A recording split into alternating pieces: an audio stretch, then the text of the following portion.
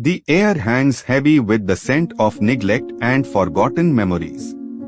Sunlight spears through a grime-coated attic window, casting dancing patterns of dust motes onto a cluttered floor. In the center of the room stands a weathered wooden chest, its hinges groaning as I creak it open. Inside, a treasure trove of trinkets spills out, a chipped porcelain doll, a faded ribbon tied in a bow, a tarnished locket. Each object whispers a forgotten story, a fragment of a life lived and lost. These are my companions, the remnants of a childhood spent in the shadows. A bitter smile twists my lips. They called me a ghost, a phantom. But ghosts leave a trail, Detective Riley, a trail of memories. The memory flickers to life, a stark contrast to the sunlit attic. I see myself, a scrawny boy swallowed by the immensity of the room. Dust motes dance in the faint light filtering through a grimy window. The air is thick with the scent of neglect and something else, a gnawing loneliness. I pull my knees to my chest, seeking comfort in the darkness. The only solace I find is in the forgotten corners, in the whispers of the past. These boxes, overflowing with remnants of lives lived and lost, become my companions. I trace the faded patterns on a chipped teacup, imagining the laughter that once filled this room. But the laughter is a distant echo, drowned out by the silence that surrounds me. Years have passed, blurring into a relentless pursuit of something I can't quite grasp. I stand beneath the branches of a massive oak tree, its leaves whispering secrets in the breeze. This tree was our heaven, a place where I found solace in the company of Sarah.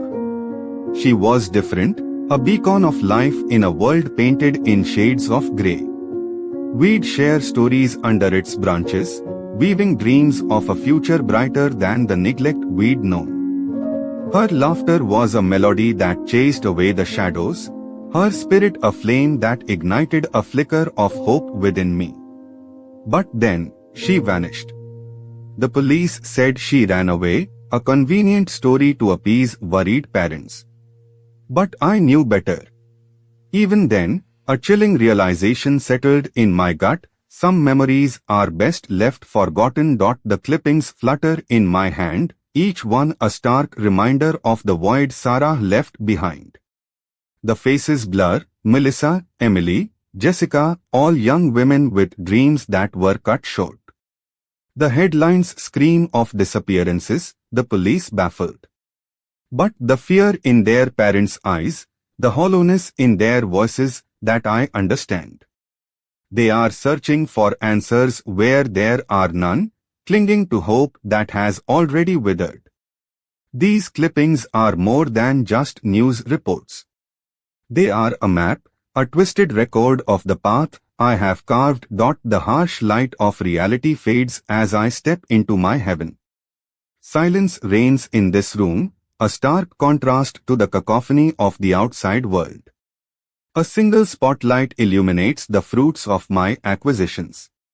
Each object is meticulously displayed, a lock of vibrant red hair, a worn leather-bound journal spilling secrets onto yellowed pages, a delicate silver locket engraved with a forgotten name.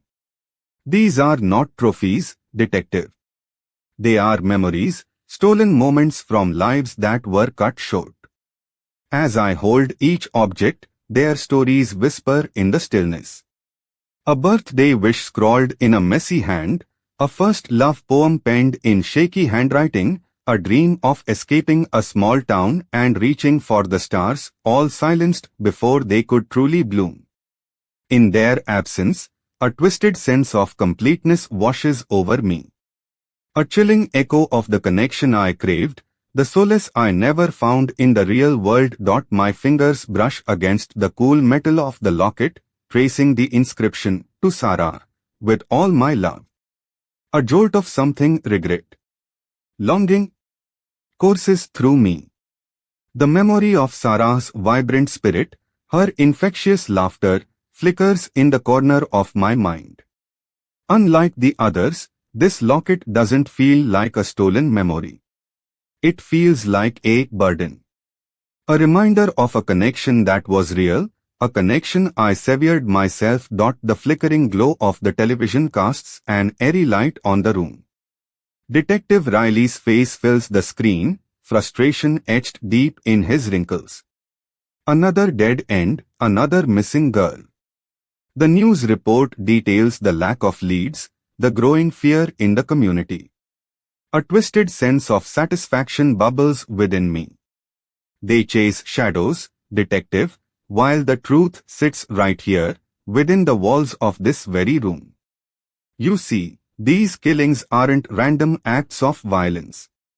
They are meticulously planned, a twisted performance where I hold all the strings. But there's more to it than just power, detective. There's a deeper purpose, a horrifying tapestry I'm weaving from the threads of forgotten dreams. I rise, my gaze sweeping over the collection bathed in the spotlight's glow. Each object, each memory, represents a fragment of the masterpiece I'm creating. A chilling smile spreads across my face. You wouldn't understand, detective. You haven't lived in the suffocating silence of a lonely childhood. You haven't craved connection the way a drowning man craves air. But here, amidst these stolen memories, I feel whole. A twisted sense of completeness washes over me, a monstrous reflection of the love and belonging I craved but never received. This is my sanctuary, my testament to the despair that consumed my childhood, a chilling monument built from the lives I've extinguished. The memory jolts me back to the present. The girl, unlike the others, wasn't resigned to her fate. Her eyes blazed with defiance, her hand gripping a shard of glass. The struggle was unlike anything I'd anticipated. It wasn't just about subduing her, it was about silencing the flicker of humanity that dared to challenge me. The room blurred into a whirlwind of movement, the silence shattered by the clash of bodies and the harsh rasp of her breath. But amidst the chaos, something shifted within me. A buried memory surfaced, the fear in Sarah's eyes, the way she trusted me before I. The girl used the momentary lapse to shove me aside and scramble through the window, her screams swallowed by the night. The room spins as I pull myself up. Blood trickles down my temple, a stark reminder of the girl's defiance. But the physical wound pales in comparison to the one gaping within me. The meticulously constructed tapestry of my world lies in tatters. The girl's struggle, it awakened something within me. A spark of that lost boy who craved connection, a flicker of empathy that had been buried for years. I stare into the broken mirror, the shards reflecting a distorted version of myself. The monster I've become, can it be undone?